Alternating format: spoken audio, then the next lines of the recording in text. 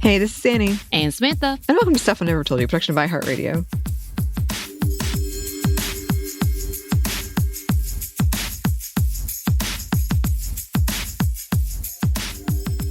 And welcome to another Monday Mini. And you know what? The world is turning upside down.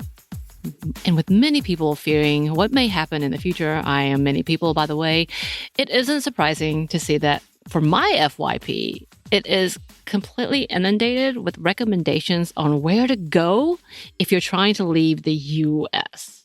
Annie, have you got hit with any of these? No, but I'm not on social media. You're not on social media. But are you, do you have any advertisements or even any inklings or conversations? Has any articles popped up for you? No. Interesting. Mm-mm. Just me. All right, that's fair. That's fair. Also, I'm getting a lot of videos on getting medical care for a lot cheaper around the world than the U.S. and people going on what's called medical tourism. And people are going to, I've seen Turkey a lot, South Korea a lot, but just like other countries, I've seen a few people going to Mexico.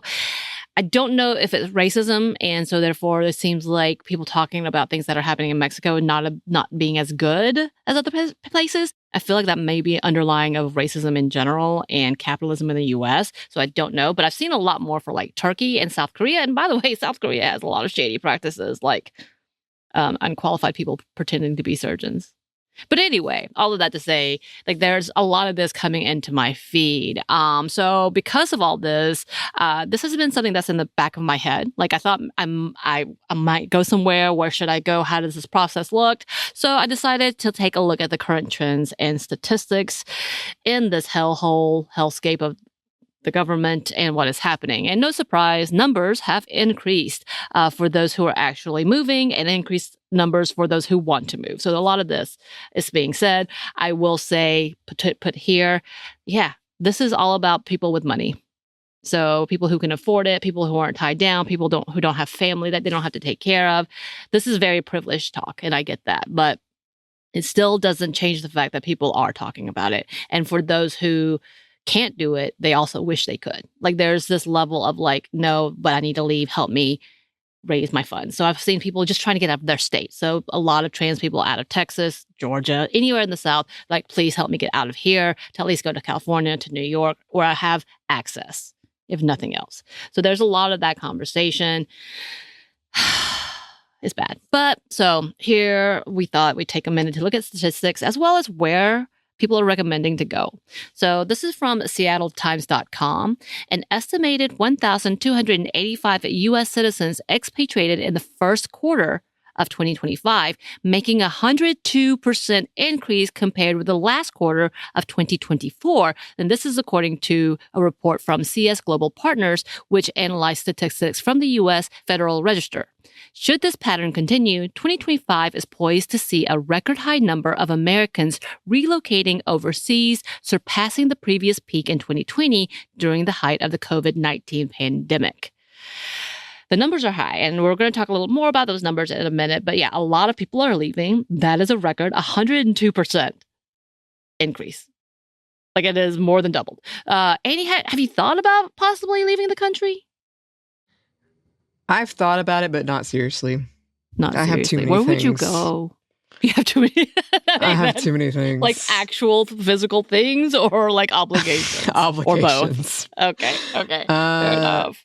I New Zealand. That's New Zealand's your place? I would go. Yeah. Apparently it's one of the top ones. Like everybody's list has New Zealand. And New Zealand scares me. There's so many creatures. We just talked about this with Eve. Too many creatures out there. New Zealand, I know, is different from Australia, but they both have creatures. Unknown. I will say Australia in my experience, because I have been to both. Australia has a lot more concerns in that arena, but I don't know. You could be right. Maybe it's an unknown. maybe I just don't know well enough. New Zealand has also been the dream spot to vacation. Yeah. Also, it's like beautiful. I do want to see it. That's what I've heard. I do know people who live there and who are from there. So I feel like, I mean, it's still a large country, so I can't be like, I know someone there, so that That doesn't mean they know all of New Zealand, but they definitely know New Zealand better than I do. Mhm. But yeah, that is a good spot. And yeah, people are actually using relocation services to find the best places for them. So this business is booming, these relocation services. Here's another quote from The Guardian. They write, since Trump's return to power, relocation firms from London to Lisbon and Madrid to Milan say they've seen a surge in inquiries from Americans. Undaunted by the gains made by the far right across the continent, many Americans cite a desire to escape the U.S.'s increasingly polarized climate and an administration whose wide range of targets has included immigrants, diversity measures, and political opponents. And then they continue, statistics show that the barrage of interest is translating into action.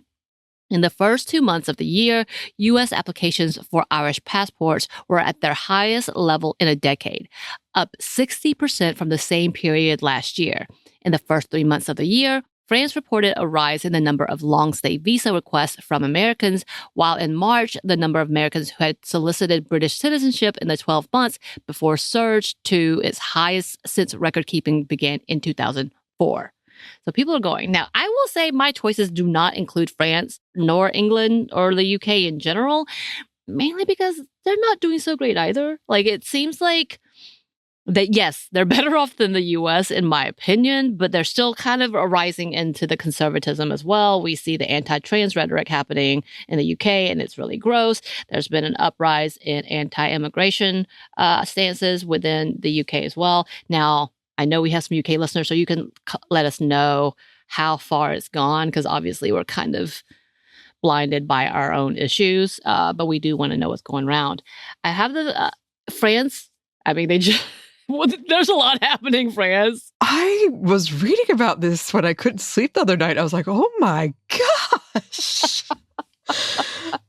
The prime ministers are being let go left and right. So, wow, votes of no confidence. My goodness. I mean, but at least it feels like that means the citizens are being heard versus what's happening here. But you know what the frustrating thing is? Every time, and I know French people, I don't have to tell you, but every time Marie Le Pen comes up and I'm like, you're still around?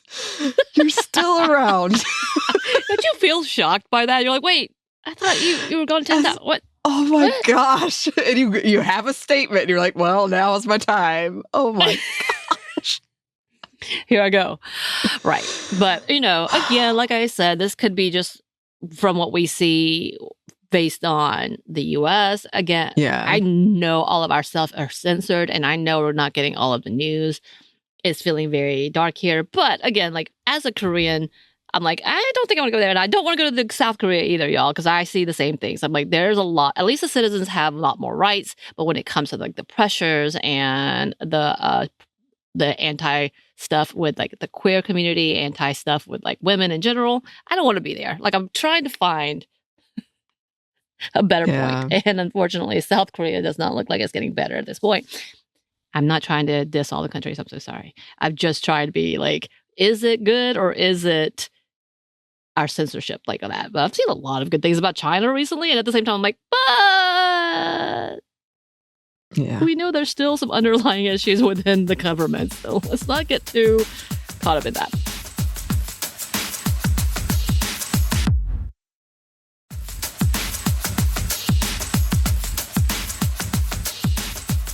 So with all of that, Newsweek actually wrote this as well about the increases. They wrote, and this is all, by the way, 2025 articles, obviously. I feel like you can tell context clues, but just in case y'all need to know, the things that we're reading currently is 2025, unless otherwise stated.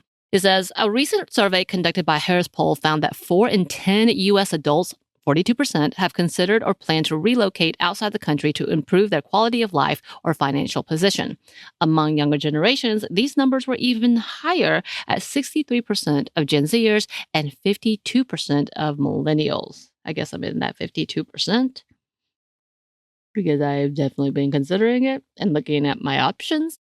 It's interesting too, there was in this article, one relocation firm in the Netherlands that have called this the Trump-ugees, like refugees, but they're running away from Trump. I don't want to put cute names on things. This is not cute because it's ugly. Anything with that name makes me think it's ugly. But it does indicate they know why their people are leaving. Yeah. Mm-hmm. So all of that to say is that's how they kind of stamped these people, and that was the title of the article. I was like, oh God, what is this? What is this? But, and there again are many reasons people have been moving. This is from my 2024. Yeah, here we go. See, article from HarveyLawCorporation.com. And yes, they're doing this in the process of being like, hey, we'll help you leave the country. So it was an advertisement with their information, but just to put it out there. They wrote several things on the list, one of them being no affordable healthcare and higher costs of living in the U.S. They wrote this: the amount spent on healthcare in the U.S. rose by 7.5% in 2023. This brings the total to $4.9 trillion or $14,570 per person. This increase is similar to what it was before the pandemic. The soaring cost of living and healthcare in the United States is often cited as a primary reason for immigration. For many, the financial burden has become unsustainable, prompting them to seek more affordable alternatives abroad. Again, we talked about the medical tourism and how that has become a new thing. And it makes sense. It makes sense, especially with social media showing maybe a glamorized version, but so showing access and what it looks like and the amount of cost for places like Turkey and such, who know that the U.S. are going to spend more than the locals because whatever the more is still much less than what is in the U.S. and it's not contingent to work, which is a whole different conversation. Like, we normalized it. It took years for me to realize, oh, that shouldn't be normal. But anyway, all of that to say that this makes sense. Like, this reason for living alone, like even if it's higher taxes, it's still cheaper. Yeah. Yeah. When my dad was really sick, he was talking about doing this. And I don't know if it would have been better or not, but he looked into it. Because he didn't know what else to do, really. It really doesn't make sense because, as we know, we are already seeing conversations warning everyone that all of our premiums, all of our stuff is about to go up, possibly by 20%, if not 25%, for everyone across the board. And this is those who are employed, that nobody's getting a raise. Technically, the last few years, we got a significant decrease in our salary. But our insurance is going up. And with the insurance, I'm still having to pay $2,000 for the appointments that I've had. Yeah. This is why I don't go to the doctors.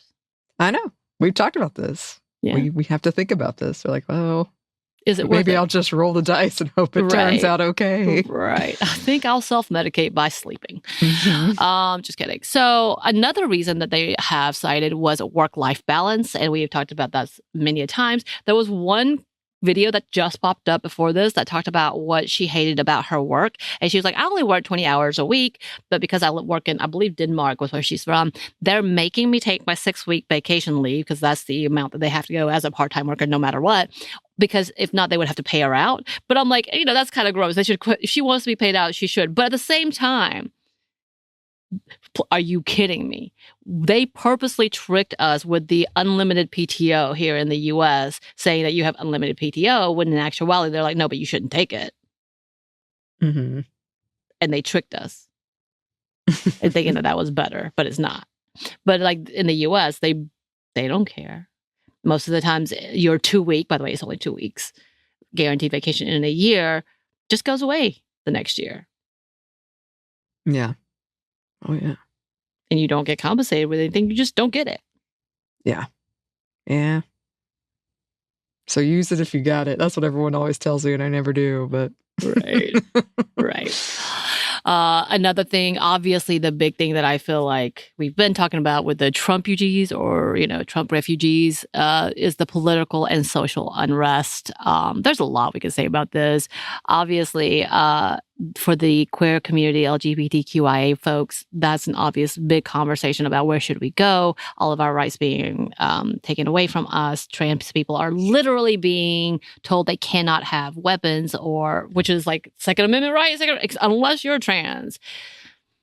For the 0.001% who have actually committed crimes. Yeah. And for the, thousands and thousands who have died needlessly by violence because they're trans. But you know what? Whatever. Pin that. Another part of that would be the refugees and immigration status as well. When we talk about even those who are quote unquote legally here, and I don't like that term, obviously, but who have documents showing that they are here on visas, green cards, citizenships, all of that, they're still being deported. And now with the new ability to just profile anyone who is of color and detained based on whether or not they believe you or not, and then you don't get deported to your home country. You get deported to a work camp or just disappeared. So that's a good reason to also leave. Many have voluntarily left. Many are scared and leaving. Many are me who are like, do I have options? But here's a quote from CNN. And this is, I guess, a person who's trying to help one of the relocation firms. They say, the people who seek me out tend to be the people who fill their targets, he said, noting that his clients tend to be wealthy with the means to move abroad. Again, wealthy. In the days following Trump's January executive order restricting gender-affirming medical care for young people, LaSperance, or the dude who is interviewed and works as a relocation firm, said he received 7 inquiries from parents with a trans child. For these families, he said, America represents a political wildfire zone, and they can smell the smoke more than the average white heterosexual male with a MAGA hat on. So that's absolutely something that those who can't afford it and are supporting their families are trying to do, rightly so. This is a very scary time. We know things are rolling in with the death of political activist Charlie Kirk. We know they're really trying to push that narrative without any concrete evidence. And that's what they do. We just had that episode with Bridget, and immediately a day later, there was a mass shooting trying to blame a trans person. And it was Bridget was like, did y'all see this? Like, that is now is new rhetoric. One by one by one, it is constantly a thing. And people are trying to leave because they don't want to become victim to that, or an excuse to die, because this is kind of feeling like it's leading to martial law against specific groups of people.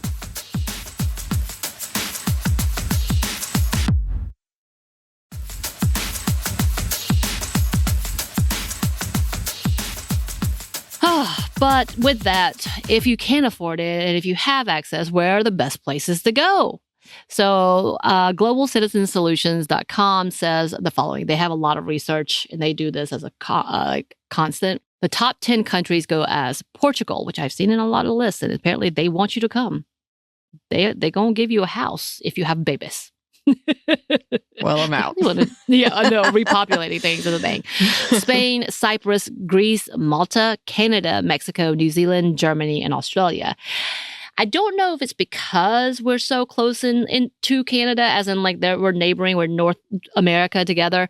But I've seen a lot of MAGA-esque people coming out of the woodworks in Canada, and they really seem to hate immigrants. Not all of them. There's a chunk of them that are amazing, just like the U.S. But there's a balance. It's very unsteady, I feel like. Yeah, I mean, and that's been kind of the disheartening thing, is that, when this election happened, and it's not like it's new, but we started to see a lot more of that coming out in other places too. And it was like, oh, really? Yeah, they're getting real comfortable. They're like, oh, well, the U.S. said it. We agree. Yeah.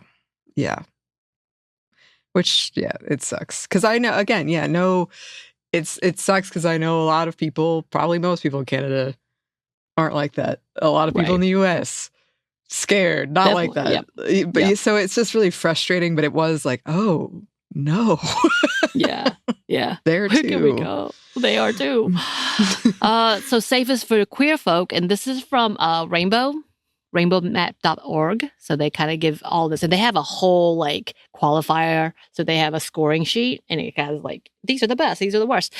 So the top 10 for safest place for queer folks is Malta, which I have never considered Malta, but I heard it's really beautiful. So, okay.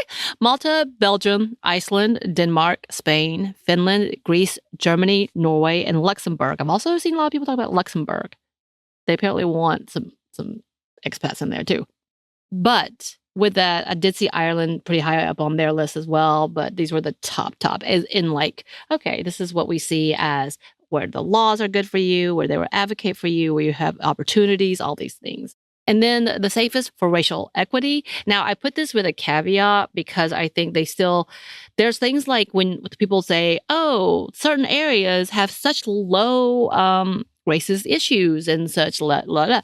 It's because Black people or people of color don't live there. And so the amount of incidents are less. So I feel like these are some of the things with this country. And again, this is from globalsolutions.com. So I put this with a grain of salt in that is it because it's safe or is it because you just haven't seen many Black people or many people of color? And I say people of color like, okay, you know what I mean. So we have Denmark as number 1, New Zealand, Netherlands, Finland, Canada, Norway, Iceland, Sweden, Belgium, and Ireland. I've seen many people talking about how Ireland has been wonderful for people of color, but I've also seen recently a lot of anti-immigration rhetoric from the far right there as well. There's no good place. I know the world is awful, but these are somewhat better. So maybe you just keep traveling around if you have the money and just keep working at different areas and figure out how to do this. No, that's not a solution. Okay. But anyway, that's some of the thoughts that have happened. If you are a person who decided to immigrate, let us know. If you're thinking about it, let us know. What is the process? How are you going about it? If you're staying because you know you have to fight here, I feel like that's part of the conversation too. We don't want people to leave because we want to keep fighting for what is right here and fight for those who can't leave themselves. You know, I understand that and we get that, but also being safe is important. Yeah. Yep. Well, let us know. You can email us at hello@stuffmomnevertoldyou.com. You can find us on Blue Sky at Mom Stuff Podcast or on Instagram and TikTok at Stuff Mom Never Told You. We're also on YouTube. We have some merchandise at Cotton Bureau, and we have a book you can get wherever you get your books. Thanks as always to our super producer Christina, our executive producer Maya, and our contributor Joey. Thank you. And thanks to you for listening. Stuff Mom Never Told You is a production by iHeartRadio. For more podcasts from iHeartRadio, you can check out the iHeartRadio app, Apple Podcasts, or wherever you listen to your favorite shows.